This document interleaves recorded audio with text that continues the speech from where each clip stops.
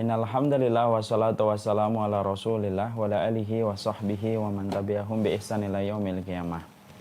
Ikhwan ikhwati yang semoga Allah rahmati dan Allah berkahi. Alhamdulillah tentunya kita senantiasa bersyukur atas seluruh nikmat yang Allah berikan kepada kita, karena hakikatnya semua kebaikan dan kenikmatan yang kita peroleh pada kehidupan ini bukan karena kuatnya kita, bukan karena pintarnya kita, tetapi hakikat kita mendapatkan semua kebaikan pada kehidupan kita karena Allah lah yang menyempurnakan nikmat itu datang pada kehidupan kita dan tidak pernah memberhentikan. Walaupun sering sekali kita mengganti setiap kenikmatan dengan keburukan, Allah tidak pernah bosan untuk terus memberikan kenikmatan kepada hambanya. Ada di antara kita yang diberikan kenikmatan pagi, siangnya kita sudah berbuat dosa. Ada pula yang diberikan kenikmatan sore, malamnya kita sudah berbuat maksiat. Tapi itu pun tidak pernah menjadi alasan bagi Allah untuk menghentikan laju nikmatnya pada kehidupan kita, untuk menunjukkan bahwasanya Allah itu sempurna ketika mensifati dirinya sebagai Khalik. Dan salah satu sifat yang Allah miliki ketika Allah menjadi Khalik bagi kehidupan setiap makhluknya, Allah terus memberikan kenikmatan pada setiap manusia, pada setiap makhluk, tak melihat apapun warnanya, tak melihat dimanapun dia berada, maka Allah terus memberikan kenikmatan itu pada kehidupan kita.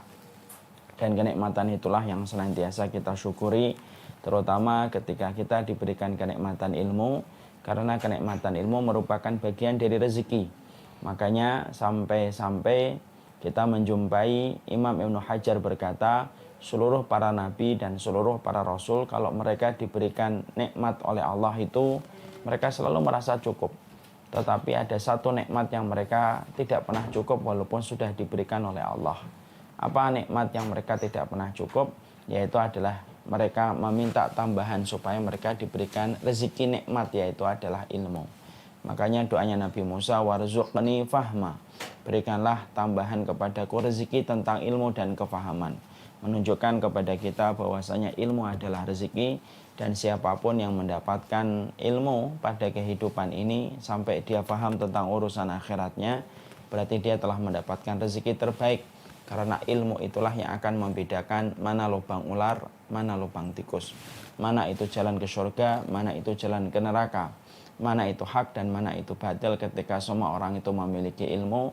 Karena hakikatnya ilmu tongkat bagi orang yang beriman, sebagaimana tongkat sangat vital bagi orang yang buta ketika menuntun dia menyisiri jalan supaya tidak terperosok kepada solokan dan got. Kepada Allah kita meminta supaya kita diberikan ilmu, dan semoga Allah terus menjadikan kita berproses dalam setiap kebaikan ilmu yang kita kaji dan kita pelajari. Jamaah yang semoga Allah rahmati dan Allah berkahi, kita tentunya paham bahwasanya Ramadan itu disebut oleh para ulama, Ramadan itu bukan hanya sekedar nama, tetapi sesungguhnya Ramadan itu sejatinya adalah pola ideal kehidupan seorang mukmin. Jadi kalau kita masih menganggap Ramadan itu nama, berarti harus mulai kita kasih pencerahan. Sesungguhnya Ramadan itu bukan hanya nama bulan, tetapi Ramadan itu sejatinya adalah pola kehidupan ideal hamba orang yang beriman, harusnya adalah sebagaimana pola kehidupan dia ketika di Ramadan. Bukankah kita sepakat kalau kita di Ramadan, atmosfer ketaatan sangat kita rasakan. Kita mudah untuk tilawah, kita mudah untuk sholat sunnah, kita mudah untuk sholat di masjid, kita mudah untuk melakukan kebaikan di bulan Ramadan. Bahkan bangunnya pun kita jam 3, setengah 3, jam setengah 4 kita sudah bangun tanpa merasa berat. Lalu kita lanjutkan pada satu episode ibadah kepada ibadah berikutnya sampai malam. Dan itu kita lakukan secara terus-menerus pada satu bulan. Dan itulah pola kehidupan ideal seorang mukmin. Mereka yang senantiasa ketika menjadikan pola hidupnya sebagaimana pola hidupnya di Ramadan, maka sesungguhnya hakikatnya dia tidak pernah berpisah dengan Ramadan. Karena Ramadan itu sebenarnya tidak pernah berpisah dengan kita. Karena pola hidup Ramadan itulah yang kita bawa pada bulan Syawal, yang kita bawa pada bulan Dzulqa'dah, yang kita bawa pada bulan Dzulhijjah. Karena siapapun yang membawa hidupnya sebagaimana pola hidupnya ketika Ramadan, berarti hakikatnya dia tidak pernah berpisah, dia tidak pernah mengucapkan goodbye kepada Ramadan, karena Ramadan itu tetap dia jalankan kebiasaannya dan rutinitasnya. walaupun Ramadan nama bulan sudah dia tinggalkan hampir 1 bulan yang lalu. Setelah kita mengetahui bahwasanya Ramadan itu merupakan pola dan Ramadan adalah merupakan tempat kita untuk menabung amal, dan itu merupakan golden time-nya kita untuk melakukan satu amal kebaikan, itu kita lakukan secara maksimal di bulan Ramadan, sembari kita menjaga pola hidupnya kita hari ini sebagaimana pola hidup kita di Ramadan. Tapi kita juga harus paham, ada satu hal yang menjadi renungan untuk kita. Kapan bangunan itu akan sempurna? Kalau kita sibuk membangun tetapi kita membiarkan sisi yang lainnya ada yang merusaknya. Ada sebuah kata-kata hikmah yang sangat indah untuk kita renungkan. Mata balagal bunyanu tamamahu wal akhar yahdimuhu. Kapan bangunan itu akan sempurna? Kalau kamu sibuk membangun tetapi kamu biarkan sisi yang lainnya dirusak sama yang lain, maka bangunan itu tidak akan pernah sempurna. Kalau kita di satu sisi membangun, di satu sisi kita merusaknya. Maka sama, selayaknya kita ketika sudah mengetahui Ramadan itu merupakan golden time-nya kita kemarin ketika kita beramal dan beribadah kepada Allah pada waktu di bulan Ramadan, maka sesungguhnya kita juga harus paham. Ternyata ada orang-orang yang mereka itu beramal, terutama setelah mereka menyelesaikan amal besar, salah satunya amal di bulan Ramadan, ternyata persis sebagaimana kata hikmah yang tadi kita terangkan. Kapan sebuah bangunan itu sempurna? Kalau kemudian bangunan itu ternyata kita sibuk membangun di satu sisi tetapi membiarkan sisi yang lainnya itu dirusak. Dan ternyata ada orang yang beramal itu semacam itu. Ada orang yang beramal, setidaknya mungkin amal Ramadan, tetapi ternyata di sisi yang lainnya dia melakukan perkara-perkara yang merusak dari apa yang telah dia lakukan susah payah di bulan Ramadan. Makanya selayak amal kebaikan, kapan akan sempurna, akan memberatkan mizan kebaikan? Kalau di waktu pagi kita memintal amal kesolihan, tapi di ujung sore kita menggunting setiap apa yang telah kita pintal dari amal soleh itu dengan kita merusaknya. Dan itulah yang menjadi renungan buat kita. Kita tidak ingin Ramadan yang telah kita lalui susah payah dan hari ini kita belajar untuk menjadikan Ramadan itu pola hidup, akhirnya rusak.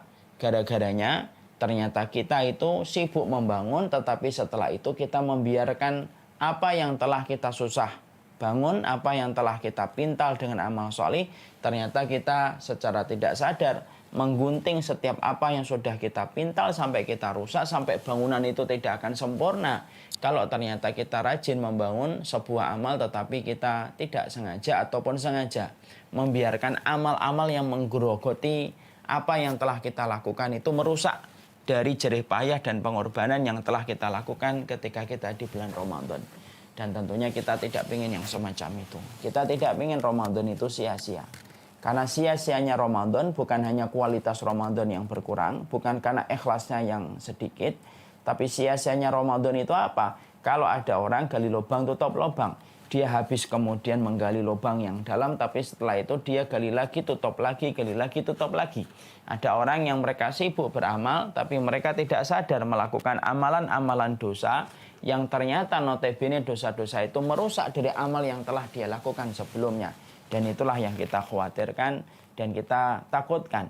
Kalau kita menjadi alumni Ramadan, sudah kemudian menjadikan apa yang telah kita lakukan itu kemudian rusak disebabkan cara kita ketika tidak menjaga amal yang telah kita lakukan di bulan Ramadan.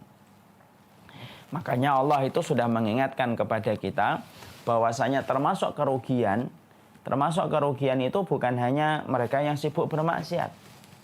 Jadi orang yang rugi itu bukan hanya mereka yang sibuk bermaksiat, tapi termasuk yang terjerumus pada pusar kerugian itu, dalam pusaran kerugian itu adalah orang yang mereka sibuk beramal kebaikan, tetapi mereka itu mendatangkan rayap yang menggerogoti amalnya. Jadi termasuk orang yang berada pada kerugian itu bukan hanya yang berzina, bukan hanya yang mencuri, tapi termasuk yang berada pada pusaran dan tali kerugian itu, terutama kalau kita sudah menyelesaikan Ramadan, yang termasuk orang yang berada dan terjerumus pada pusaran kerugian itu, yaitu adalah mereka yang sudah sibuk luar biasa melakukan amal kebaikan, tapi ternyata ketika mereka sudah melakukan susah payah apa yang mereka lakukan ketika membangun bangunan-bangunan amal ketaatan, ternyata mereka membiarkan rayap merusak apa yang telah mereka bangun, Sehingga apa yang telah mereka usahakan di bulan Ramadan, susah payah ketika itu telah menjadi golden time-nya kita untuk menabung dan memberatkan mizan kebaikan, tanpa kita sadari rayap-rayap yang kita datangkan di bulan Syawal, di bulan Dzulqa'dah, maka itu merusak bangunan ketaatan yang kita lakukan dengan susah payah dan usaha pengorbanan yang luar biasa di bulan Ramadan. Dan tentunya kita tidak mau hal itu terjadi. Makanya inilah yang menjadikan kita akhirnya faham. Sesungguhnya ternyata bukan hanya kebaikan yang bisa menghapuskan dosa, tapi ternyata ada beberapa kemaksiatan yang apabila kita tidak fahami, apabila kita tidak mengerti, justru akan menjadikan amal Ramadan yang telah kita lewati ketika kita menjadi alumni Ramadan 1441, maka itu yang akan menjadikan amal Ramadan kita itu hilang dan menguap dan tidak tersisa apapun di sisi Allah. Dan itulah yang kita khawatirkan. Allah lalu kemudian menyampaikan ayat-ayatnya kepada kita supaya kemudian kita memahami tentang betapa pentingnya kita menjaga diri dari amal yang disusupi dengan rayap yang bisa merusak pahala yang harusnya kita dapatkan. Yang pertama, kalau kita buka dalam surat An-Nahl ayat yang 92. Allah menyampaikan wala takunu kallatina qadat ghazlaha min ba'di quwwatin ankatha.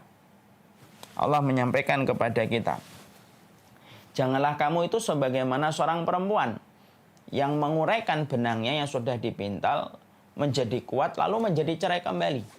Jadi Allah itu memberikan sebuah perumpamaan yang sangat indah. Kamu itu jangan sebagaimana perempuan yang susah payah ketika malam dia memintal pakaian supaya pakaian-pakaian itu bisa terjalin dengan baik, lalu dengan serta-merta menjadi tercerai-berai. Itu menunjukkan, kalau kita membaca tafsir, itu menunjukkan orang-orang yang mereka beramal susah payah, tapi ternyata setelah mereka beramal susah payah, mereka merusak apa yang mereka telah pintal, mereka merusak apa yang telah mereka lakukan menjadi tidak ada harganya. Dan itu bukan hanya berbicara tentang pakaian, tapi ini berbicara tentang amal dan keimanan. Banyak orang yang mereka menghadirkan iman, tapi merusak iman yang telah mereka lakukan dengan susah payah. Banyak orang yang telah susah payah melakukan ketaatan, tapi membatalkan amal ketaatan yang mereka lakukan, sampai Allah itu membuat perumpamaan. Jangan kayak perempuan yang susah payah memintal, tapi setelah terpintal kuat, tapi dia merusak apa yang telah dia pintal semalam suntuk. Na'udzubillah min dzalik. Maka kemudian Allah juga mengatakan pada surat Muhammad ayat yang ke-33. Ya ayyuhalladzina amanu atiullaha wa atiur rasula wa la tubtilu a'malakum. Allah juga mengatakan kembali pada surat Muhammad ayat yang ke-33. Hei orang-orang yang beriman, taatlah kamu kepada Allah dan taatlah kamu kepada Rasul. Wa la tubtilu a'malakum. Dan janganlah kamu sampai membatalkan amal kalian. Jangan sampai membatalkan amal kalian. Dua ayat ini sudah cukup memberikan pencerahan kepada kita. Allah sudah memberikan nasihat, Allah sudah memberikan wasiat kepada orang yang beriman. Jangan hanya kamu beramal, tapi jangan sampai amal yang telah kamu lakukan itu sia-sia, musnah dan hancur. Persis sebagaimana seorang wanita yang susah payah dia memintal, dia rusak apa yang telah dia pintal semalam suntuk. Dan janganlah kamu ketika kamu beriman, mentaati Allah dan mentaati Rasul, kamu membatalkan apa yang telah kamu lakukan dan apa yang telah kamu kerjakan dengan amal soleh kamu. Dan itu menjadikan kita akhirnya mikir, kita ini menjadi alumni Ramadan 1441. Hari ini kita sedang menerapkan pola hidup ideal sebagaimana di Ramadan.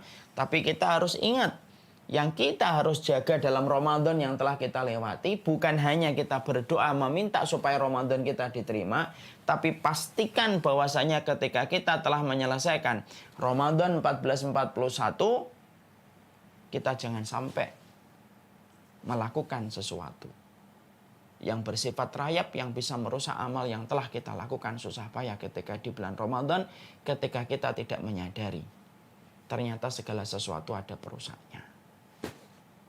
Makanya saya menyampaikan, maka ketika sholat itu ada pembatalnya, wudhu itu ada pembatalnya, maka sejatinya amal kebaikan pun ada penghapusnya. Ya.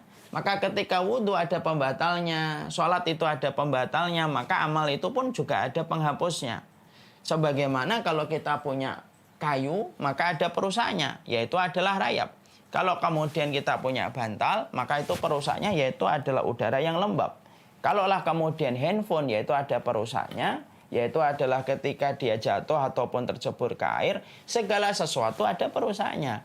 Sama, Ramadan yang telah kita lalui adalah ketaatan. Ramadan yang telah kita lewati adalah amal solih, dan itu pun ada perusaknya. Dan kita harus tahu perusak-perusak apa yang bisa merusak amal yang telah kita usahakan susah payah di bulan Ramadan, supaya kita tidak sampai mendatangkan perusak-perusak amal yang telah kita lakukan susah payah, supaya apa yang telah kita bangun susah payah di bulan Ramadan tidak menguap sia-sia, tidak terkoyak-koyak setelah kita memintalnya dengan sekuat tenaga kita ketika di bulan Ramadan. Makanya saya menyampaikan, maka ketika Ramadan itu telah selesai, bukan hanya doa yang dikencengin. Doa tetap kita kencengin supaya kita diterima amal Ramadan kita. Sebagaimana para ulama salaf, para ulama terdahulu sampai mereka meminta 6 bulan supaya amal mereka diterima di bulan Ramadan. Doa tetap kita panjatkan, terus kita mengetuk pintu langit supaya amal Ramadan kita diterima. Bukan hanya kita meningkatkan grafik ketaatan kita, karena salah satu indikator alumni Ramadan yang diterima amal Ramadannya adalah grafik ketaatan yang bertambah. Dua itu tetap kita harus lakukan. Tapi ada tambahan satu. Pastikan kita tidak melakukan sebuah perkara yang merusak amal Ramadan kita. Salah satunya ketika kita mendatangkan rayap-rayap yang bisa merusak amal kebaikan yang telah kita lakukan susah payah. Bukan hanya rayap Ramadan, bukan hanya amal Ramadan, tapi bisa merusak apa yang telah kita lakukan susah payah ketika kita mengharapkan pahala di sisi Allah. Saya pernah membaca sebuah tulisan, ini analogi saja. Ada orang ketika dia berbisnis, salah satu di antara kode etik berbisnis itu jangan sampai berbohong kepada customer. Karena itu akan merusak trust dan kepercayaan customer kepada produsen barang. Ternyata ada satu produsen yang kemudian sudah diberikan trust oleh salah satu konsumennya, lalu kemudian mereka terikat dalam intransaksi ekonomi dan bisnis. Sampai akhirnya pada satu waktu sang produsen berbohong dan berdusta dan ketahuan sama konsumennya. Apa yang terjadi? Semua jalinan yang telah mereka lakukan begitu lama menjadi rusak berantakan. Bahkan bukan hanya ini, konsumen ini pun menyampaikan betapa kecewanya dia kepada sang produsen, dan akhirnya berakibat kepada konsumen-konsumen yang lainnya pun ikut mundur. Di situ akhirnya kita mendapati kalau bangunan bisnis saja bisa hancur gara-gara kita melanggar kode-kode etik di dalam kita berbisnis, maka sesungguhnya amal ibadah pun ternyata ada rayapnya. Karena bukan hanya kayu yang ada rayapnya, bukan hanya wudhu yang punya pembatalnya, bukan hanya sholat yang ada pembatalnya. Ternyata amal ibadah secara umum pun ada pembatalnya. Dan kalau kita menjadi alumni Ramadan, bukan hanya doa yang kita panjatkan supaya Ramadan kita diterima dan mencatatkan nama kita di pintu Ar-Rayyan, bukan hanya berkomitmen menunjukkan grafik ketaatan yang bertambah bagus setelah Ramadan itu selesai, tapi pastikan ketika kita menjadi alumni Ramadan 1441, kita tidak melakukan hal-hal yang bisa menjadikan amal Ramadan kita pada waktu golden time kita ketika melaksanakan Ramadan itu bisa terhapus. Karena yang menjadi penyesalan itu apa? Yaitu adalah orang yang sudah susah bercocok tanam, tapi ternyata ketika akan panen, panennya rusak seketika oleh orang ataupun oleh hama. Maka kalaulah petani yang apabila tinggal menghitung hari akan panen, ternyata bisa nyonsel, bisa sedih, shock. Ketika panen yang akan dia petik dalam hitungan hari rusak gara-gara hama ataupun wereng, maka yang lebih shock lagi adalah orang yang mereka rajin beribadah. Mereka rajin melakukan ketaatan, tapi tanpa mereka sadari. Mereka melakukan perbuatan-perbuatan lain tanpa mereka ketahui dengan ilmu, karena mereka tidak tahu dan tidak mau mengaji. Ternyata apa yang mereka lakukan itu merusak apa yang telah mereka lakukan susah payah di dalam ketaatan. Na'udzubillahi min dzalik, dan itulah yang kita khawatirkan. Menyesalnya petani yang gagal panen saja sudah kita rasakan, bagaimana kesedihan itu pun biasa kita rasakan. Apalagi gagalnya seseorang ketika memetik amal kebaikan yang telah mereka lakukan dengan kebaikan di akhirat dan gagal mendapatkan itu, tentunya itulah yang paling mengkhawatirkan kita. Ramadan itu golden time. Ramadan telah kita lewati dengan tilawah. Ramadan telah kita lewati dengan segala macam pengorbanan, jerih payah. Bagaimana kita begadang, bagaimana kita meningkatkan dan berkomitmen pada setiap ketaatan ketika Ramadan. Dan itu tetap kita jaga polanya setelah Ramadan itu selesai. Maka pastikan jangan sampai kita mendatangkan satu perusak amal yang menjadikan Ramadan kita menjadi tidak berkualitas. Yang menjadikan amal kebaikan kita bisa menjadi rusak. Karena ternyata ada beberapa amal yang disebutkan di dalam hadis-hadis Rasulullah. Ternyata amal-amal tersebut bisa merusak apapun yang telah kita lakukan susah payah ketika kita melakukan amal ketaatan di bulan Ramadan. Maka setelah itu maka kemudian kita lalu bertanya, apa sih rayap-rayap perusak ibadah kita itu apa? Ini pertanyaan kan? Jadi setelah kita memahami betapa ruginya orang ketika mereka tidak jadi memanen atas apa yang mereka lakukan, sebagaimana petani yang gagal panen ketika diserang oleh hama ataupun mereng. Sekarang perusak amal ibadah kita ini apa sih? Ya. Dan ini penting karena kita menjadi alumni pada sebuah madrasah besar yang bernama Ramadan. Kita menjadi alumni pada sebuah golden time yang telah kita lewati dengan seluruh jerih payah kita, begadang kita, pengorbanan kita ketika di Ramadan. Maka penting kita harus tahu apa itu rayap-rayap yang bisa merusak amal ibadah kita, supaya kita mampu menjaga diri kita dari perkara itu, supaya perkara itu tidak menyengat pahala kita yang telah kita lakukan di bulan Ramadan, supaya amal pahala kita terjaga di sisi Allah, dan pahala itulah yang akan mencatatkan nama kita di pintu Ar-Rayyan. Maka ada beberapa hal yang kemudian kita harus lakukan. Yang pertama, yaitu adalah orang yang mereka itu bisa rusak amal ibadahnya, bahkan bisa merusak amal seluruhnya dari amal ibadah yang telah mereka lakukan dan telah mereka kerjakan. Yaitu adalah yang pertama, orang-orang yang mereka itu setelah melakukan ketaatan, setelah melakukan ibadah, setelah melewati Ramadan, tetapi kemudian mereka itu justru terjebak kepada penyakit kemunafikan. Ini yang pertama. Karena kemunafikan itu bukan penyakit ringan, bukan penyakit recehan, tapi ini penyakit besar. Penyakit yang banyak dihinggapi oleh manusia di akhir zaman itu adalah menjadi munafik. Dan semua dari kita harus merasa khawatir dengan penyakit kemunafikan. Jangan merasa ketika kita bicara tentang ini kemudian kita merasa kita bukan munafik. Jangan gitu.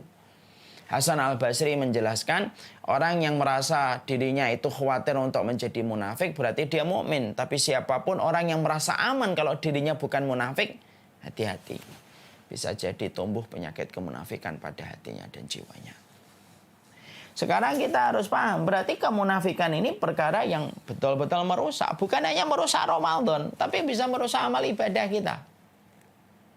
Jadi betul-betul bisa merusak amal ibadah kita, itu salah satunya adalah penyakit kemunafikan.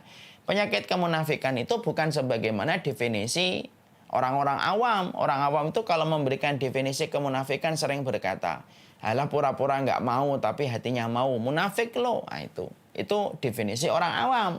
Definisi yang tidak berdasar dan tidak sama sekali memiliki referensi. Bukan itu orang munafik. Ya, kalau semua dosa setiap orang pasti mau, tapi yang membedakan adalah orang mukmin adalah orang yang mampu menahan dirinya dari dosa. Jadi definisi kemunafikan bukan itu. Lalu apa definisi kemunafikan yang bisa sangat kita khawatirkan mengganggu amal kita ketika kita telah kerjakan susah payah, mengganggu amal Ramadan kita, mengganggu haji kita, mengganggu umrah kita, mengganggu seluruh ketaatan kita, sampai betul-betul supaya ibadah itu tidak sia-sia, supaya Ramadan kita tidak sia-sia, pastikan diri kita tidak memiliki sifat yaitu adalah kemunafikan. Munafik itu, sekarang munafik diambil dari kata nafak, yang artinya lubang. Itu adalah orang yang masuk lubang sini, keluarnya lubang sana. Itu namanya nafak. Terowongan namanya nafak. Karena masuknya dari sini, keluarnya di sana. Itu secara bahasa. Adapun munafik itu secara makna istilah adalah orang yang dohirnya Islam. Orang yang dohirnya Islam, tetapi walaupun dohirnya Islam, tetapi di dalam hatinya dia memiliki sifat-sifat yang dibenci oleh Allah Subhanahu wa taala yang akan kita bahas. Sifat-sifat apa itu? Walaupun dohirnya mereka itu muslim. Tapi sebelum kita membahas itu, maka saya menyampaikan munafik itu ada dua. Ada munafik amali, ada munafik i'tiqadi. Munafik amali itu munafik yang sejatinya munafik yang lebih ringan daripada munafik yang kedua, munafik i'tiqadi. Munafik amali itu yang sering kita dengarkan bagaimana para teman-teman kita, sahabat kita suka berkata, ayatul munafik salasah. Tandanya orang munafik itu 3. Kalau ngomong bohong, kalau berjanji mengingkari, kalau kemudian diberikan amanah maka dia berkhianat. Itu disebut dengan munafik amali. Munafik ini yang pertama, munafik tidak mengeluarkan dia dari agama Allah. Munafik ini tidak membatalkan amal kebaikan. Munafik amali tidak membatalkan ibadah yang kita lakukan dan kita kerjakan. Jadi kalau ada orang ketika dia menyelesaikan Ramadan, kadang dia masih bohong, bohongnya dia mendatangkan dosa, tapi tidak berakibat merusak Ramadan yang telah dia lewati. Ada orang ketika berjanji mengingkari, maka ketika habis haji, hajinya tidak terpengaruh dengan apa yang dia lakukan. Karena itu disebut dengan munafik amali. Munafik secara perbuatan yang tidak membatalkan amal kebaikan dan tidak mengeluarkan seseorang dari agama Islam. Itu namanya munafik amali. Ada yang kedua yang disebut dengan munafik i'tiqadi. Munafik i'tiqadi itu apa? Munafik keyakinan. Yaitu munafik keyakinan itu adalah seorang munafik yang betul-betul dia itu dohirnya Islam, dia sholat, dia puasa, dia zakat, bahkan dia haji dan umrah, tapi di dalam hatinya dia memiliki hati dan akal yang dibenci oleh Allah, yang menjadikan dia tertolak seluruh amal yang telah dia lakukan dan tertolak seluruh ibadah yang dia kerjakan. Walaupun dia melakukan ibadah itu semuanya, tetapi karena hatinya yang melakukan sesuatu yang dibenci dan dimurkai oleh Allah, itulah yang menjadikan ibadahnya tidak tersisa di sisi Allah Subhanahu wa taala. Inilah yang paling parah, inilah yang paling kita khawatirkan. Menjadi alumni Ramadan tetapi terjangkiti dengan kemunafikan i'tiqadi. Melewati tawaf tapi hatinya munafik i'tiqadi. Salat tetapi dia munafik i'tiqadi. Tilawah, membaca Al-Quran tapi dia munafik i'tiqadi.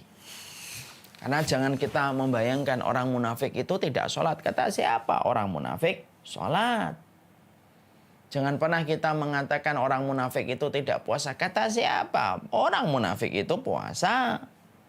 Jangan katakan orang munafik itu tidak zakat. Orang munafik pun membayar zakat. Bedanya apa? Bedanya adalah di dalam hatinya menyimpan sesuatu yang dibenci oleh Allah. Dan apa yang mereka sembunyikan pada hati mereka, itulah yang menjadikan Allah menghapuskan seluruh amal ibadah mereka tidak tersisa. Dan tidak ada tempat kembali bagi mereka kecuali adalah neraka. Apa itu tanda-tanda orang itu menjadi munafik i'tiqadi ya Ustadz?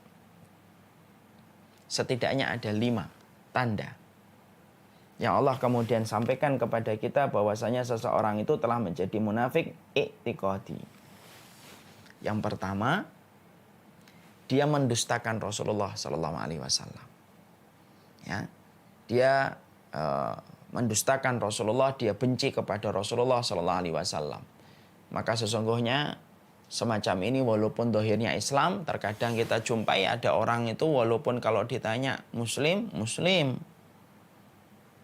Tapi saya menganggap Nabi Muhammad itu ya kayak laki-laki biasa dalam kurun sejarah. Kayak tokoh-tokoh sejarah yang merubah dunia saja. Maka dia mendustakan Rasulullah. Maka dia benci sama Rasulullah SAW. Walaupun dia mungkin mengatakan dirinya Islam, mungkin akan bersyahadat dan mungkin akan bersumpah untuk mengakui dirinya itu Muslim, tapi inilah yang disebut munafik i'tiqadi. Hatinya benci kepada Rasulullah.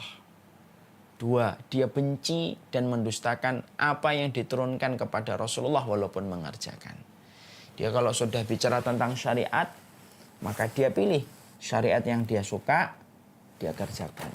Kalau ada syariat yang dia tidak suka, walaupun ada perintahnya di dalam Al-Quran, walaupun ada perintahnya di dalam hadis, maka dia akan menampakkan aura ketidaksukaannya dan bahkan berani untuk menolak syariat itu hanya karena syariat itu tidak sesuai dengan hobinya, tidak sesuai dengan tempat komunitasnya, tidak sesuai dengan kemauannya. Akhirnya semua syariat itu ditolak, dipinggirkan, ditaruh di dalam parit-parit kehidupan yang tidak sama sekali pernah diambil dan diagungkan sebagaimana dia mengagungkan sebagian hukum yang lainnya. Maka kalau ada yang semacam itu, ini termasuk fix dan confirm. Munafik i'tiqadi, walaupun dia mungkin melakukan. Ya, dia nggak suka sholat, walaupun mungkin sholat. Saya nggak suka sholat sebenarnya. Saya nggak suka jilbab, walaupun kemudian dia pakai jilbab. Ya, saya nggak suka menutup aurat, walaupun dia menutup aurat, tapi dia menyatakan ketidaksukaannya, maka itu salah satu sifat di antara munafik i'tiqadi. Munafik yang berbahaya. Makanya maaf saya sering sampaikan di banyak kesempatan, kalau seorang muslim dan muslimah sudah di hadapan dengan syariat, maka sesungguhnya kalau dia sudah berada di hadapan syariat itu, berikanlah kepatuhan. Walaupun kita belum bisa untuk melakukan amal tersebut pada hari itu. Saya tahu ini hukumnya wajib, tapi saya belum mampu dan saya memohon supaya Allah mengampuni dosa saya dan membimbing saya untuk melakukan lagi nanti di masa mendatang. Ini namanya lemah iman. Tapi banyak orang ketika tidak mampu untuk melakukan satu syariat, maka dia nistakan, dia cela syariat itu, dikatakan syariat itu tidak relevan, syariat itu tidak sesuai dengan kondisi zaman, syariat itu tidak sesuai dengan masyarakat hari ini, yang dia anggap bahwasanya dia lebih tahu tentang apa yang cocok untuk masyarakat hari ini daripada Allah dan Rasulnya. Hati-hati, itu berarti menjadi munafik i'tiqadi pada sifat yang kedua. Makanya lembut. Orang munafik i'tiqadi itu nggak kelihatan secara zahirnya, tapi kelihatan bagaimana dia memandang apa yang Allah turunkan kepada Rasulullah, apakah dia setuju ataukah tidak. Itu yang kedua. Yang ketiga, menolak Rasulullah dan menolak apa yang disampaikan oleh Rasulullah. Maka dia menolak, kalau kemudian hampir sama dengan sifat yang ketiga, dia menolak apa yang dikatakan oleh Rasulullah. Dia tolak hukumnya, dia tolak hukumnya, dia tolak hukumnya, dia tolak hukumnya. Dan itu termasuk salah satu kriteria kemunafikan i'tiqadi. Yang keempat, dia senang melihat kaum muslimin itu kalah, tapi dia sedih kalau melihat kaum muslimin itu menang. Jadi kalau lihat kaum muslimin menang, sedih dia. Tapi kalau melihat kaum muslimin kalah, bergembira, dia tepuk tangan dan menyalahkan kaum muslimin. Terbelakang, goblok, bodoh, akan dikatakan semacam itu. Maka yang semacam itu termasuk salah satu kriteria kemunafikan i'tiqadi.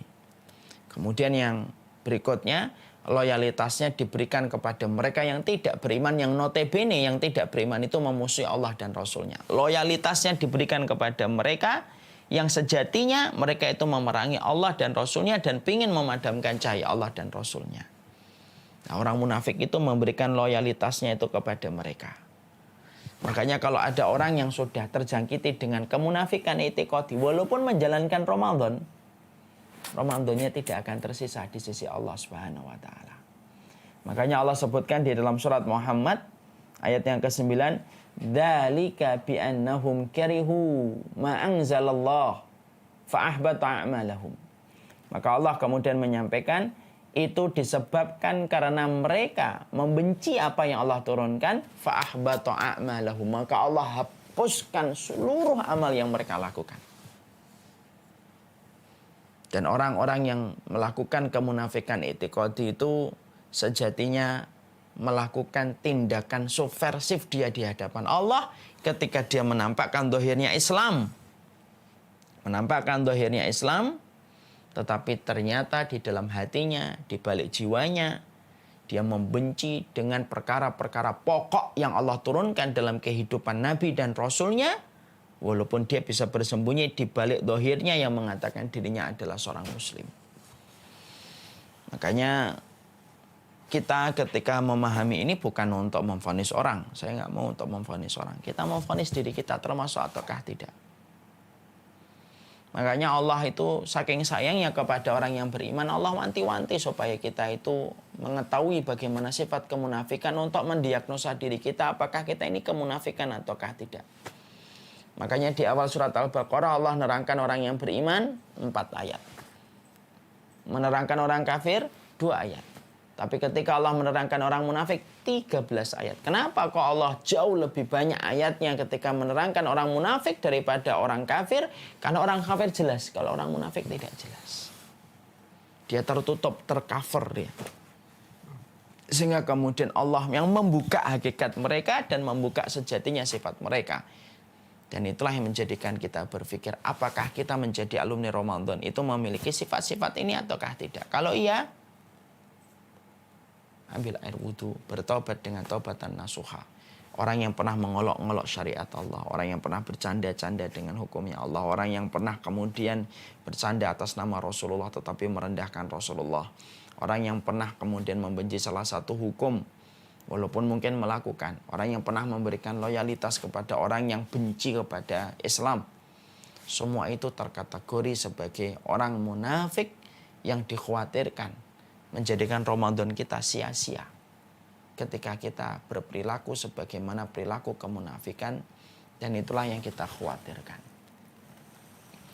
Makanya saya tadi mengatakan orang yang merasa dirinya ada penyakit kemunafikan itu sejatinya adalah orang yang beriman. Tapi orang yang sejatinya dia merasa tidak ada kemunafikan, sejatinya itu adalah ada kemunafikan yang tumbuh pada hatinya. Saya tentunya mengkondisikan hatta untuk diri saya sekalipun. Kita pun tidak boleh merasa, oh ini bukan saya. Merasa munafik yang mendorong kita untuk melakukan kebaikan, melakukan ketaatan, bersimpuh kepada Allah, bersujud kepada Allah, yang membuat kita ketakutan ketika diri kita khawatir diri kita munafik itu jauh lebih baik daripada merasa diri kita bukan munafik. Ya, ada nggak munafik pada zaman Rasulullah, Ustaz? Ada. Namanya Abdullah bin Ubay bin Salul. Salat, salat. Puasa, puasa. Zakat, zakat. Sedekah, sedekah. Haji, haji. Tapi Allah justru menurunkan satu ayat tentang Abdullah bin Ubay dan orang-orang yang menjadi kelompoknya Abdullah bin Ubay. Innal munafiqina fit darkil asfali minan nar. Sesungguhnya orang munafik itu berada di dalam keraknya neraka yang paling dalam.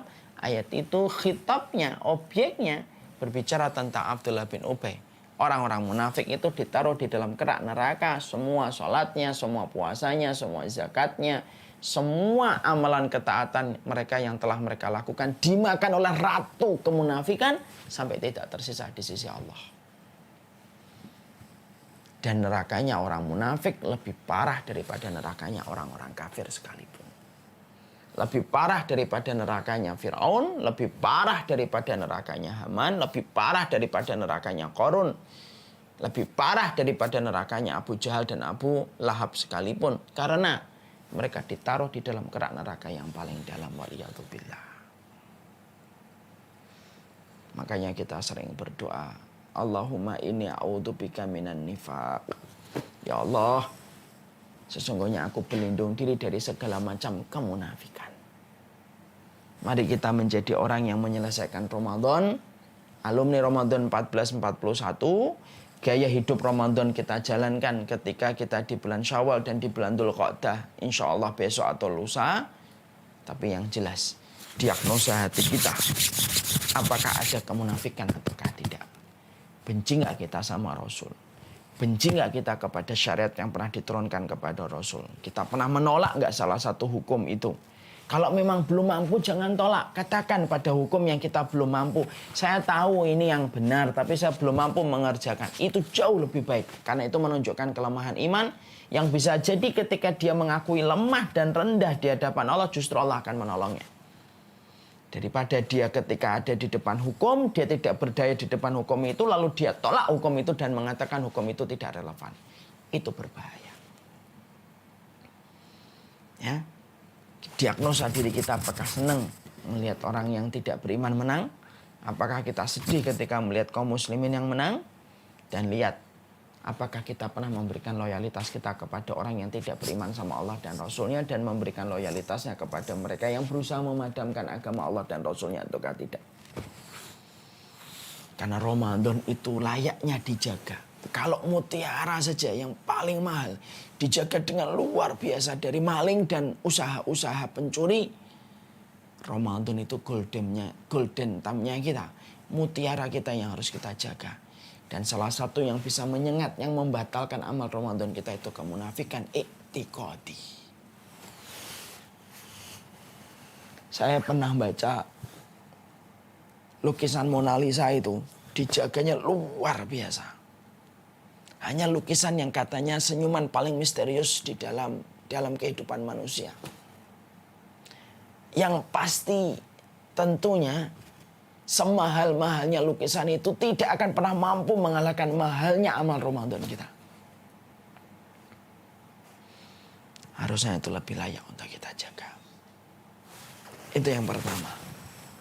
Yang kedua, termasuk amal yang bisa menjadikan amal Ramadan kita itu hilang. Dan amal ketaatan kita hilang menjadi sia-sia, tidak ada pahalanya di sisi Allah.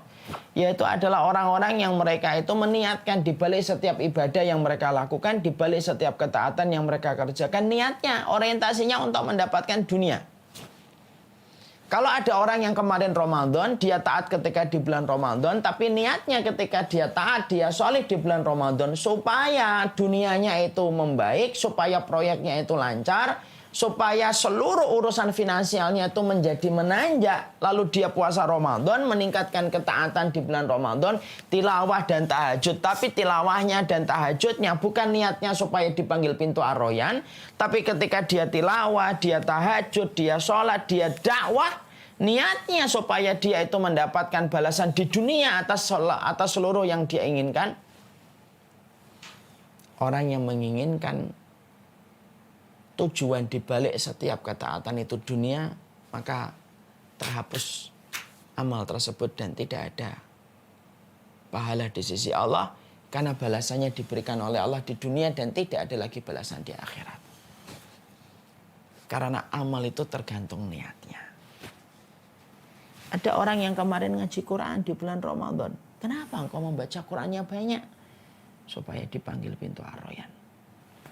Ada orang yang membaca Quran, tilawah, tahajud ketika di bulan Ramadan. Tapi niatnya supaya pundi-pundi finansialnya, ekonominya membaik. Maka sesungguhnya yang kedua inilah yang akan terkena objek dari dua ayat yang sangat luar biasa. Menampar saya, menampar kita semuanya. Ayat itu adalah Man kana yuridul hayatad dunya wa zinataha nuwaffi ilaihim a'malahum fiha wa hum fiha la yubkhasun. Ulaika alladhina laysa lahum fil akhirati ilan nar wa habita ma sana'u fiha wa batilum ma kanu ya'malun. Bapak dan Ibu perhatikan ayat ini.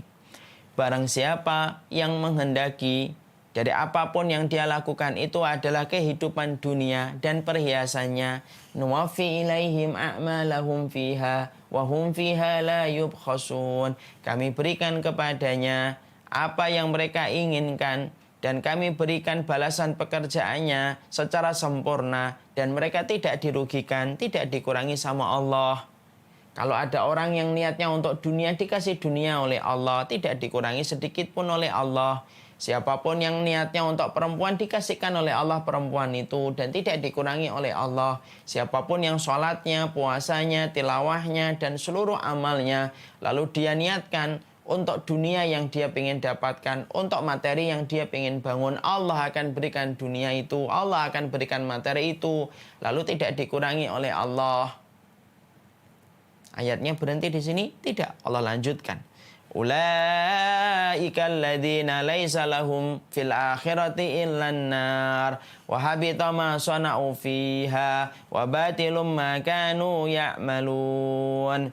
Maka itulah orang-orang yang tidak mendapatkan balasan apapun kelak di akhirat kecuali adalah neraka. Sia-sia apa yang mereka lakukan, batil atas apa yang mereka usahakan.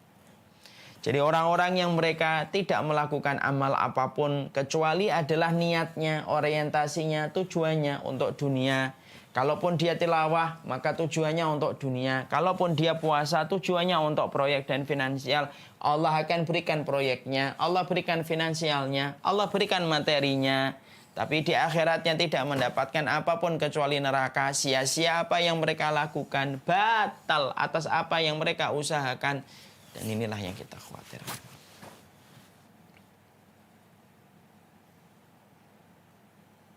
Kita ini kadang-kadang tidak sadar. Kalau beramal karena manusia saja menjadikan amal itu tidak diterima oleh Allah. Apalagi amal yang kita lakukan untuk dunia. Padahal dunia itu di sisi Allah tidak lebih daripada sayap seekor nyamuk yang begitu hina di hadapannya. Makanya Allah marah, Allah itu murka. Kalau ridhonya disejajarkan oleh manusia dengan dunia yang tidak lebih daripada sayap seekor nyamuk. Padahal ibadah itu harusnya niatnya untuk akhirat. Karena kita juga harus mengerti kalau akhirat sudah diperbaiki, dunia itu pasti akan ikut terbaiki. Kenapa? Karena akhirat yang mahal, yang tidak ada harganya, saking mahalnya saja sudah kita perbaiki, apalagi urusan dunia yang lebih murah daripada urusan akhirat. Maka inilah yang menjadikan akhirnya kita mengerti. Rayap amal yang kedua, yang bisa membatalkan amal Ramadan kita itu adalah, kalau ada di antara kita Ramadan kemarin, tiba-tiba sholatnya lebih panjang daripada tahun lalu, tapi yang terselip adalah niat untuk mendapatkan kemudahan dunia. Kalau ada di antara kita kemarin yang Qur'annya, khatamnya itu jauh lebih banyak daripada tahun lalu, tapi ujung dari semua bertambahnya ketaatan itu, ujung-ujungnya hanya untuk mendapatkan kebaikan urusan dunia. Maka hadisnya yang kita sudah sering hafal, innamal a'malu bin niat. Seluruh amal tergantung bagaimana niatnya. Dan itu yang kita harus mengerti. Itu yang kedua. Yang ketiga. Yang ketiga termasuk salah satu di antara hal yang kita khawatirkan bisa menjadi rayap yang bisa merusak amal ibadah ketaatan kita di Ramadan ataupun yang lainnya. Di mana itu merupakan salah satu investasi terbaik kita ketika kita telah menyelesaikan Ramadan kita. Yaitu adalah yang ketiga. Orang-orang yang mereka itu menjadi walinya Allah ketika di saat keramaian, tetapi menjadi walinya setan ketika di tengah kesepian. Artinya kalau di depan orang banyak maka dia sholih. Tapi kalau sudah sendirian maka kelihatan betul sifat aslinya dan karakter dasarnya. Ini bukan berarti, kita akan jelaskan itu, nanti kita bacakan dulu hadisnya. La'alamanna aqwaman min ummati ya'tuna yawmal qiyamati bihasanati amsali jibali tihamah biyadan fayaj'aluhullahu azza wa jalla haba'an mansura. Akan datang pada hari kiamat dengan membawa kebaikan sebesar gunung Tihamah yang putih. Gunung Tihamah itu salah satu gunung di luar kota Madinah. Pada saat dia membawa amal sebesar gunung yang begitu banyak, maka saat itu pula Allah itu menjadikan seluruh amal kebaikannya itu bagaikan debu yang berterbangan. Tidak ada tersisa. Maka Thauban, salah satu di antara budaknya Rasulullah, bertanya, "Ya Rasulullah, sifhum lana." Ya Rasulullah, sifatilah sifat mereka supaya hatta lanakuna minhum wa nahnu la na'lam. Karena kami khawatir kalau itu bisa mengenai kepada kami tanpa kami sadari. Maka kemudian Rasulullah mengatakan, innahum ikhwanukum wa min jildatikum wa ya'khuduna minal laili kama ta'khudun walakinnahum aqwamun idza khallu bi maharimillah intahakuha. Maka Rasulullah SAW kemudian bersabda, mereka itu saudaramu. Mereka juga sholat malam sebagaimana kalian. Tapi yang menjadikan mereka itu betul-betul merugi adalah idza khallu bimaharimillah intahakuha. Yaitu adalah ketika mereka itu dalam kondisi sendirian, lalu merasa tidak ada orang, merasa tidak ada teman, merasa tidak ada orang-orang yang kemudian dia kenal, intahakuha, pada saat itulah kemudian dia melanggar apa yang dilarang oleh Allah Subhanahu wa taala. Ini menunjukkan kepada kita bahwasanya salah satu perkara yang bisa merusak amal ibadah kita, yang bisa merusak amal ketaatan yang kita lakukan ketika kita telah menjadi alumni Ramadan. Yang ketiga, orang-orang yang mereka itu ketika di depan temannya, di depan teman taklimnya, mereka baik betul, mereka solih betul. Tapi justru ketika mereka sudah jauh dari teman-teman taklimnya, jauh dari keramaian orang yang mengenalnya, tepat pada saat itulah kemudian dia itu menjadi walinya syaitan. Dosa-dosa besar dia kerjakan. Dosa-dosa yang dibenci oleh Allah akan dia kerjakan. Karena apa? Karena dia hanya takut kepada pandangan manusia lebih besar daripada pandangan Allah yang mengenai kepada dia ketika dia dalam kondisi sendirian. Makanya Masya Allah inilah yang menjadikan akhirnya kita khawatir. Ustadz, siapa di antara kita yang tidak menyembunyikan dosa? Bukankah kita semua rata-rata manusia itu kan suka menyembunyikan aib dan dosa? Betul. Bedanya adalah orang ini betul-betul terus-terusan semacam itu.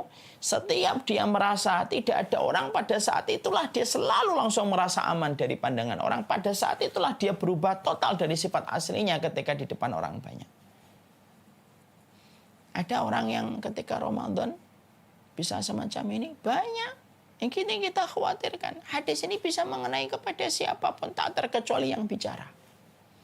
Makanya kemudian ketika kita menjadi alumni Ramadan, lalu pengen menjaga investasi yang telah kita torehkan susah payah ketika kita di bulan Ramadan, pastikan. Jadilah walinya Allah di tengah keramaian. Jadilah wali Allah itu di tengah kesepian. Jangan kemudian mencari simpati di balik manusia. Kalaulah setiap manusia itu tahu betapa cepatnya dia dilupakan setelah dia meninggal dunia, dia tidak akan berusaha mati-matian untuk mencari simpati manusia. Orang yang paling layak, sesuatu yang paling layak untuk dijadikan motivasi meninggalkan dosa itu Allah. Maka inilah yang menjadikan alumni Ramadan itu memperhatikan rayap yang ketiga. Rayap yang pertama kemunafikan, rayap yang kedua orientasi dunia, rayap yang ketiga, jadilah orang yang berusaha untuk tetap solih walaupun di tengah kesendirian. Tetap solih ketika tidak banyak orang. Tetap solih walaupun di tengah malam ketika tidak banyak orang yang tahu tentang apa yang kita lakukan.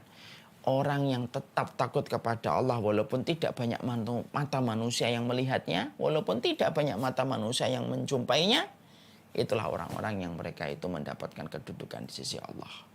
Makanya Nabi Yusuf, walaupun dia sendirian digoda istri sang raja sudah menawarkan kepadanya supaya perbuatan zina itu tidak akan dia sebarkan kepada siapapun dan akan menjadi rahasia mereka berdua.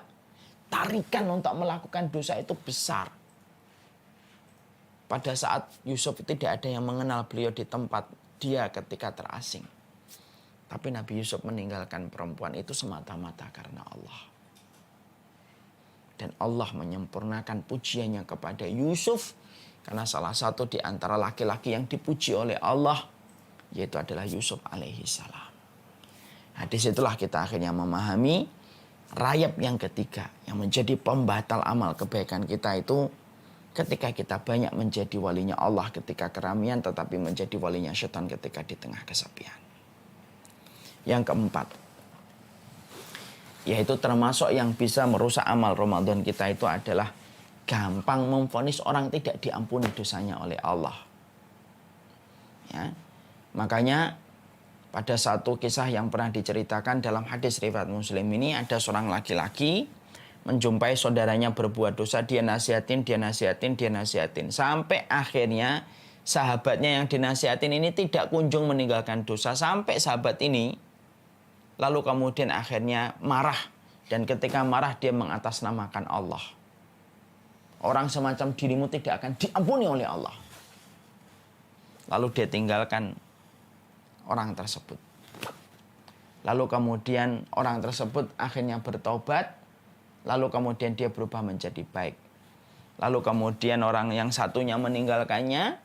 Lalu kemudian ketika mereka meninggal dunia dihadapkan kepada Allah, maka Allah berfirman, "Man dalladzi yata'alla alayya alla akfiru li fulanin fa inni qad ghafartu li fulanin wa habbattu amalaka." Siapa yang bersumpah atas nama aku bahwasanya aku tidak akan mengampuni si fulan, sesungguhnya aku telah mengampuninya dan aku telah menggugurkan amalmu karena kamu telah berani bersumpah atas namaku, aku tidak mengampuni dosanya fulan. Ini termasuk hal yang kadang-kadang bisa dilanda sama orang yang sedang bersemangat untuk menasihati temannya, tapi temannya tidak kunjung merespon nasihat-nasihat yang diberikan. Biasanya kita tanpa sadar ditunggangi oleh setan, lalu kita marah, dan kemarahan kita langsung kita vonis bahwasanya orang tersebut tidak diampuni oleh Allah. Jangan gampang memvonis. Salah memaklumi jauh lebih baik daripada salah memvonis. Makanya kalau kemudian kita dapati orang cerita sama kita dosa sebesar apapun, katakan sesungguhnya Allah lebih besar daripada seluruh dosa yang telah kita lakukan dalam seumur hidup kita. Kalau kita melakukan 1000 dosa, Allah memiliki 1001 magfirah. Kalau kita melakukan 1 juta dosa, Allah memiliki 1.000.001 magfirah. Kalau ada orang yang melakukan dosa 1 miliar, Allah memiliki 1 miliar 1 magfirah yang Allah akan berikan lebih besar daripada dosanya manusia. Makanya kalau kita lagi ngobrol, ketika kita kemudian berhadapan dengan orang yang terus berdosa, ngelihat orang bermaksiat terus gitu, jangan sampai keluar kata-kata yang kita atasnamakan kepada Allah. Demi Allah orang semacam ini tidak akan diampuni oleh Allah. Jangan begitu. Karena bisa jadi sebelum dia mati, dia akan bertobat dan Allah terima tobatnya. Dan bisa jadi kita yang bersumpah atas nama Allah kita salah dan Allah marah, murka. Karena kita telah berani menyeret namanya untuk sesuatu yang Allah sebenarnya luas magfirahnya dan ampunannya kepada setiap manusia. Makanya supaya Ramadan kita tidak sia-sia. Yang keempat, jangan gampang memvonis bahwasanya seseorang itu tidak diampuni oleh Allah. Kecuali ketika kita mengatakan secara umum, orang yang berzina sampai meninggal dunia, maka dia akan terkena dosa besar. Dan itu adabnya pedih pada waktu hari kiamat ketika berada di neraka. Barang siapa yang membawa kesyirikan sampai mati, dosanya tidak akan diampuni oleh Allah. Maka semacam itu boleh. Sifatnya supaya memberikan kewaspadaan dan kehati-hatian supaya umat itu paham bahwasanya perkara itu adalah perkara yang harusnya kita waspadai untuk kita hindari dalam kehidupan kita. Tapi kalau sudah vonis nama, padahal dia masih hidup, perjalanan dia mungkin masih bisa bertobat, jangan sekali-kali kita memvonis secara muqayyad. Jangan sampai kita memvonis secara langsung kepada orang dengan menyebutin nama, lalu menyertakan nama Allah ketika kita memvonis saudara kita. Karena bisa jadi orang tersebut bertobat dan Allah terima tobatnya. Saya ini jujur ya, pernah ngeliat orang-orang yang saya dulu pernah jumpai. Saya pernah mikir kok ada ya orang kok tega melakukan itu dan tega melakukan ini. Tapi orang-orang yang dulu pernah saya komentari dan saya meminta ampunan sama Allah, hari ini orang-orang itu telah hijrah kembali kepada Allah. Kita tidak pernah tahu akhir kehidupan seseorang.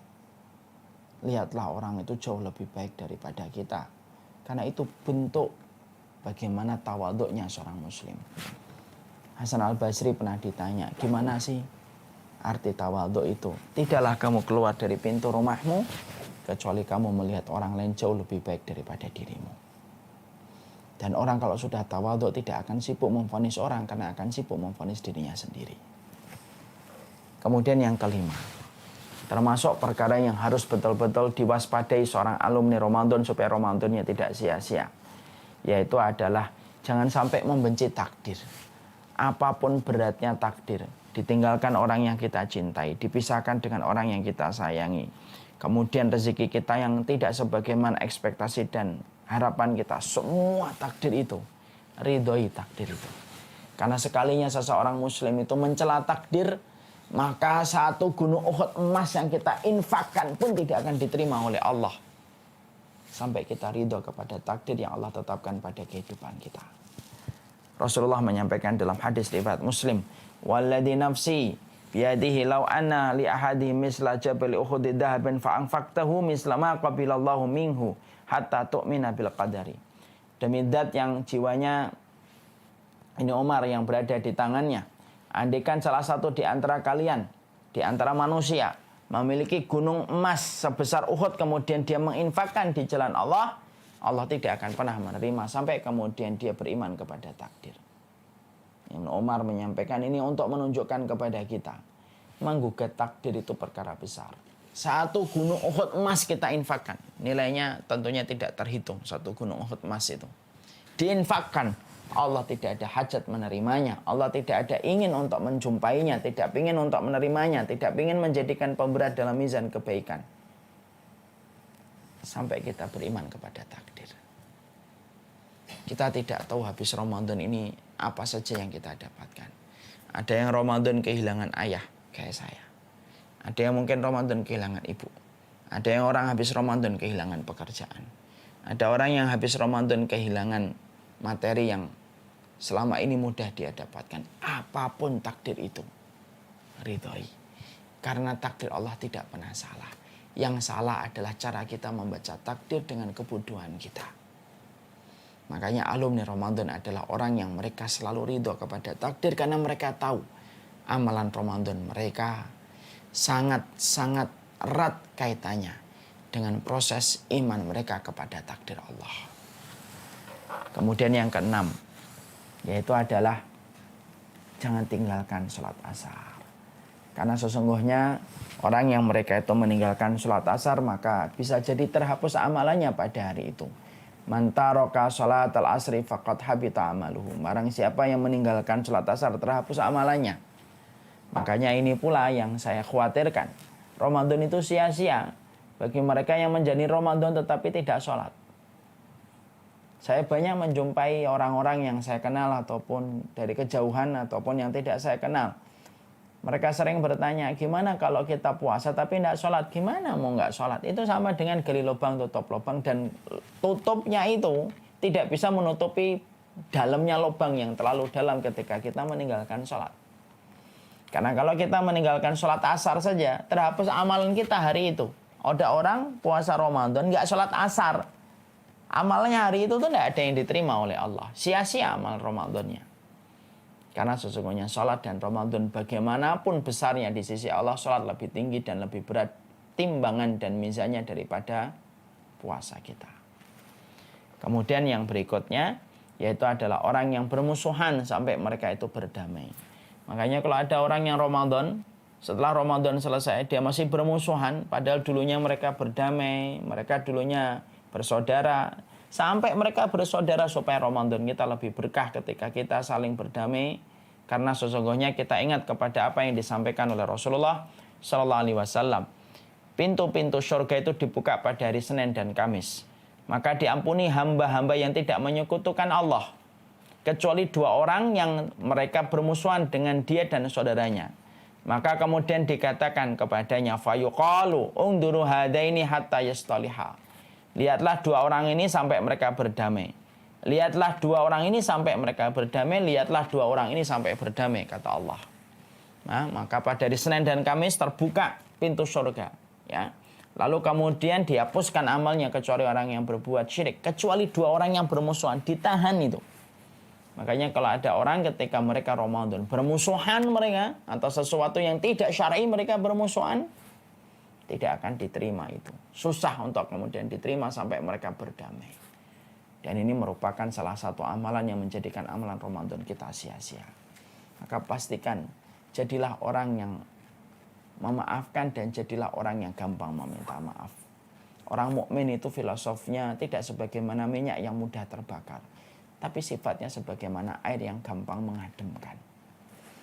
Dan itu yang ketujuh. Dan yang terakhir yang kita harus waspadai supaya Ramadan kita tidak sia-sia, yaitu adalah para istri yang membuat suaminya marah. Hati-hati. Kalau ada di antara kita, Ramadan kita, sholat kita, tarawih kita, itikaf kita, susah payah kemarin, lalu ada seorang istri membuat marah suaminya, Sholat aja susah diterima, apalagi Ramadan, apalagi puasanya. Makanya Rasulullah mengatakan, 3 orang yang sholatnya tidak akan pernah mampu melampaui telinga mereka. Budak yang kabur sampai dia kembali, istri yang tidur ketika waktu malam suaminya marah kepadanya, dan pemimpin satu kaum yang kaum itu membencinya. Maka kalau ada orang yang menjalani Ramadan, setelah habis Ramadan ini bertengkar sama suaminya, sampai suaminya murka kepadanya atas perkara yang tidak syar'i, dan akhirnya suaminya sekarang belum bisa meridhoinya, hati-hati. Bisa jadi Ramadan kita terganggu frekuensi pahalanya di sisi Allah. Barakallahu fikum. Mungkin inilah yang menjadikan kita akhirnya memahami Ramadan itu investasi. Ramadan itu perhiasan dan mutiara kita yang mahal. Selepas Ramadan, satu, kita bukan hanya memperhatikan pola hidup Ramadan untuk tetap kita lanjutkan. Bukan hanya kita perhatikan doa yang kita panjatkan supaya Ramadan kita diterima. Kita bukan hanya melanjutkan bagaimana grafik ketaatan kita bertambah. Tapi pastikan bahwasanya Ramadan kita tidak terkena rayap yang bisa merusak semua investasi yang sudah susah payah kita bangun ketika di bulan Ramadan. Karena ternyata segala investasi ada perusaknya. Bisnis itu ada penghancurnya.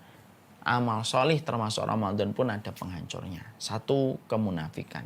2, orientasinya untuk dunia ketika mereka melakukan ibadah tersebut. 3, suka mengatakan dengan nama Allah bahwasanya Allah tidak mengampuni dosanya fulan. 4, yaitu adalah mereka menjadi walinya Allah ketika di tengah keramaian, tetapi menjadi walinya setan di tengah kesepian. 5, yaitu adalah mereka yang membenci takdir. 6, mereka yang meninggalkan sholat asar. 7, yaitu adalah mereka yang bermusuhan. Lalu mereka menahan dirinya karena emosi dan hawa nafsunya untuk tidak memaafkan saudaranya. Dan yang ke-8, yaitu seorang istri yang membuat murka suaminya. Semoga kita memahami Ramadan itu investasi. Dan investasi mahal ini tidak layak rusak. Hanya disebabkan karena kebodohan kita melakukan beberapa hal dari 8 tadi yang bisa merusak seluruh amal yang telah kita lakukan susah payah di bulan Ramadan. Kita sepakat Ramadan kita begadang. Kita sepakat Ramadan kita penuh dengan tilawah. Kita sepakat Ramadan kita penuh dengan rasa lapar dan kehausan. Kita sepakat Ramadan kita lalui dengan banyak pengorbanan harta. Jadikanlah itu investasi yang memberatkan mizan kebaikan kita. Jangan sampai rusak dengan 8 perkara yang sudah diwaspadai dan disampaikan oleh Rasulullah Sallallahu Alaihi Wasallam. Barakallahu fikum. Ini yang dapat saya sampaikan dalam pertemuan hari ini. Sudah setengah 12. Kita cukupkan kajian kita dan kita buka dengan tanya jawab. Mungkin 3 pertanyaan. Saya persilakan Akhi Sabto untuk memimpin tanya jawab. Sebelum kita buka dengan tanya jawab, mari kita berdoa untuk orang tua kita yang telah meninggal dunia. Semoga Allah mengampuni dosa-dosa mereka, melapangkan urusan barzah mereka, memberikan mizan kebaikan mereka atas apa yang telah mereka usahakan, dan semoga tempat barzahnya adalah tempat yang menghubungkan mereka dengan surga dan keridhaan Allah Subhanahu wa taala. Allahumma fir lahuma warhamhuma wa'fu anhuma wa akrim nuzulahuma. Allahumma rabbana firli wali walidayya walil mu'minina yawma yakumul hisab. Rabbana rabbirhamhuma kama rabbayani shaghira. Dan semoga orang tua kita yang masih hidup semoga disehatkan oleh Allah, diafiatkan oleh Allah, dan semoga kita tetap terus berbakti dan birrul walidain kepada mereka.